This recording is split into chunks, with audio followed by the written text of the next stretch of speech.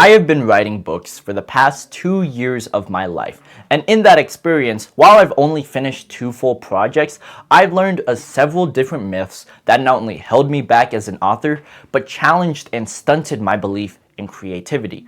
With this video, I'm going to challenge you to not only overcome these same shortcomings, but also illustrate what you can do as an author to not only tell the best story you possibly can, but effectively change the world through your words alone.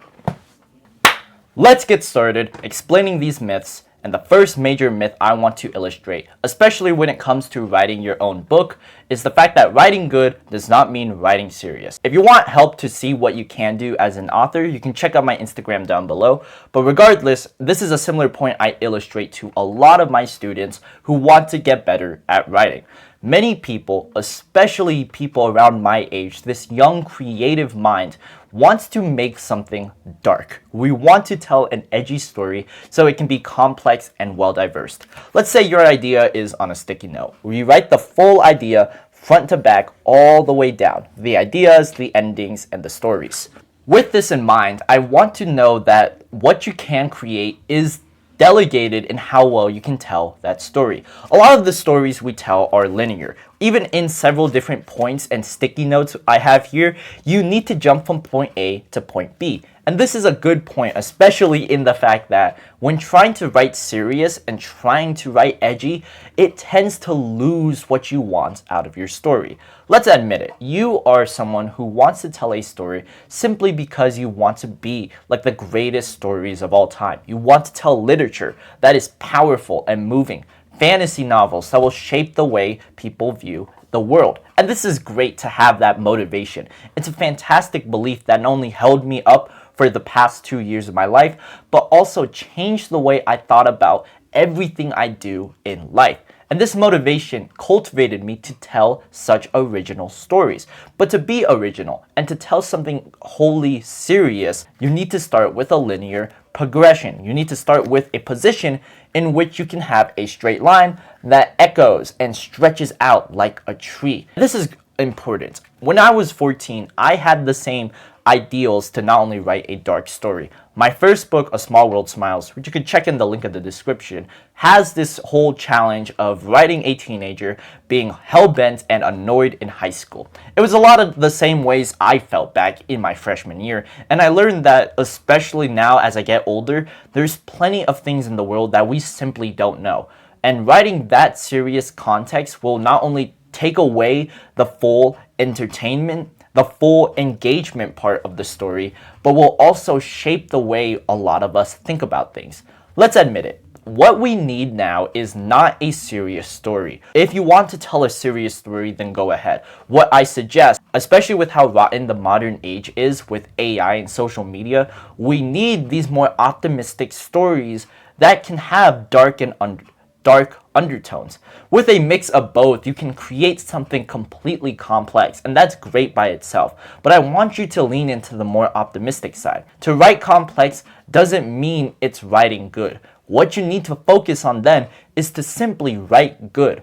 Understand what makes a good story, what makes a great foundation from your ideas, and from then on, you can use what you can to not only illustrate a more effective story, but move an audience through the entertainment alone. There's a huge contrast between entertainment in movies and entertainment in books. With movies, it's there to stimulate you. It's there to not only make you think a lot less about the world, but also distract you from your mind. With books, they are more effective. Some of my favorite examples, like The Book Thief, No Longer Human, and 1984, have this way of delegating an audience forward through dark messages while still entertaining an audience with simply good writing. But how do we get to the point where we can take you as an author that makes good writing, but also sharp and effective motives from your writing alone? The second big myth I want you to think about when writing is the environment you work in. Nurture your nature, as I always repeat, and that the environment you work in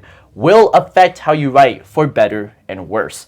One of the most notable things about writing is that a lot of authors tend to move away in far areas.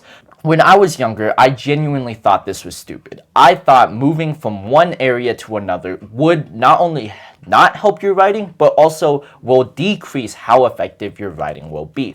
And with that in mind, it's crazy to think how different my mind has changed since then. I thought about that environment. I used to work in this same desk area where I used to work here whenever I'm writing my book. But as I get older, I realized that to tell an effective story, you need to be sharpened with your environment. And this environment here is what I use to make these videos, not to write my book. And that is important, especially when knowing what you do in everyday life. Even if you don't have the money to move out and away from your hometown, you still have the choice to be in a place. You can work your book in your room, you can work it in the kitchen upstairs, or you can work it at school or work or anything, etc. You can use what you have right in front of you to tell an effective story, and that alone will shape it. Similar to how writing too complex does not mean good, it's how we think about our space, how we can use our own minds to then think about the story we're trying to tell. And that is great, especially for authors and writers like you trying to make something original. And that originality doesn't come from a place you always read or a place you rest on. You do it in a place you work.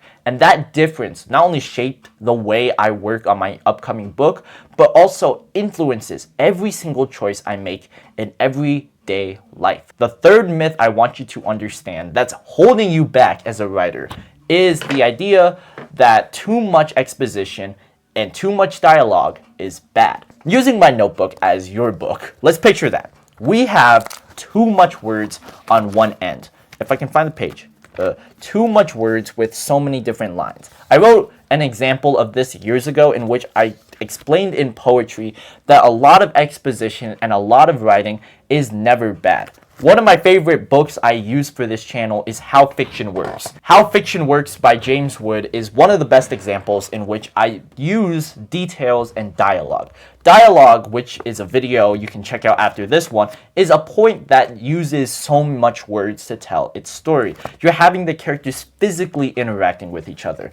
Meanwhile, exposition is great in the fact that you're moving your story as you're telling it. That's your role as an author. You need to tell this story front to back in a manner where all the details can and can't work. I challenged my own mind about what details matter, and I often say too much is too much.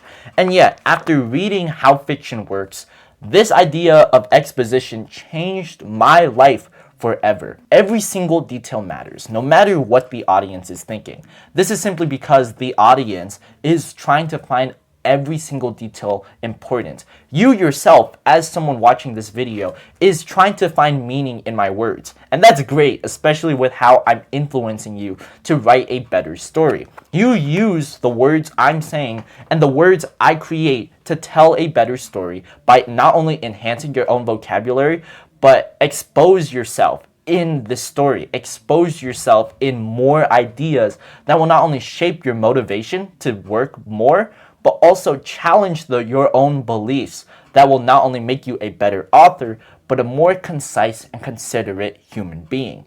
It's a huge spectrum to work with, but I'm telling you, it's a great foundation of seeing what can and can't work.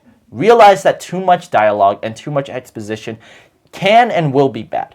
At the same time, too little of it is not a story. It's a simple word piece. And that's not what we're trying to do. We're not giving this to a teacher unless you really want to.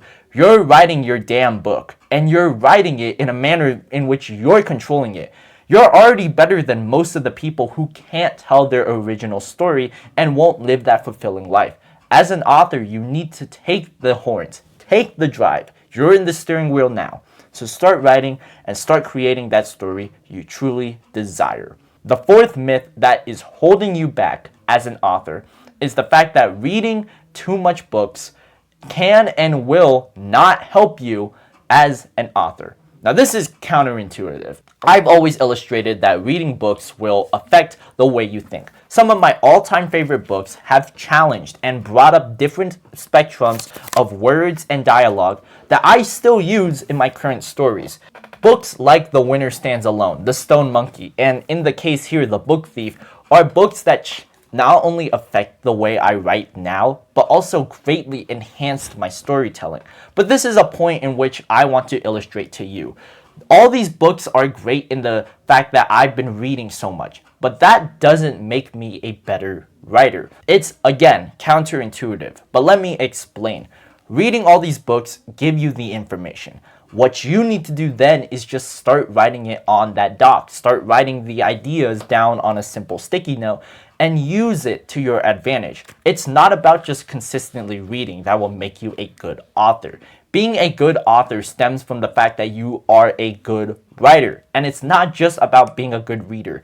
Being a good reader is great, and these will elevate you to the next level. But you need to think that you yourself are that author. And when you know that you can tell this story you're writing now, that will challenge you. That will make you think more.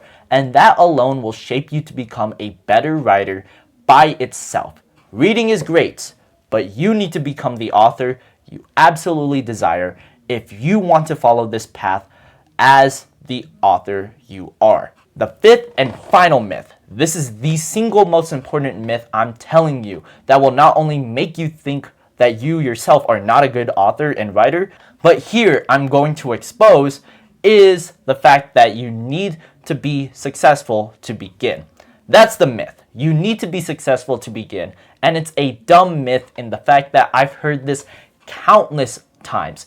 I've heard so many people needing to start writing, especially in the fact that they need to do something. Yes, you need to do something with your life to start writing your book. The idea of the entirety of the Harry Potter series, The Book Thief, and all these books listed here didn't come from the fact that the author just wanted to write a story, but they had something to tell, which comes from the fact that they have done something with their life. As a whole, being an author is not only shaping the way you write yourself, but also affecting your own life for better and worse. You want to tell this story with this problem, i.e. you want to challenge the world away from stuff like social media, AI, and a lack of empathy and social connection. You want to bring it all closer.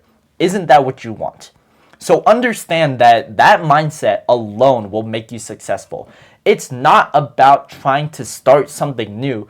It's about being successful in the first place. Success is about doing something great, but it's also your belief. It's how much victory you truly desire.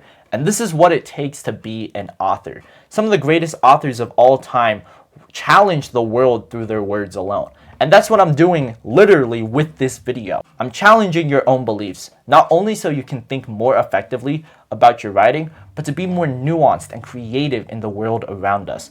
It's a vast world we live in. And this is a point I truly want you to think about, especially when we're in this movement now of making more authors and writers now more than ever before. It's why we need books and why we need creativity. Create something like these books here, whether it's fictional, non-fictional, or poetic. Tell that specific story. And with that in mind, I want you to keep on writing forever and always. If you want help, again, you can check out my Instagram down the top, link in the description. Absolutely follow it if you're going to take this path seriously. Along with my other books, you could check them out down there if you want an idea to see where to get started. Until next time, keep on reading, keep on writing, and take care.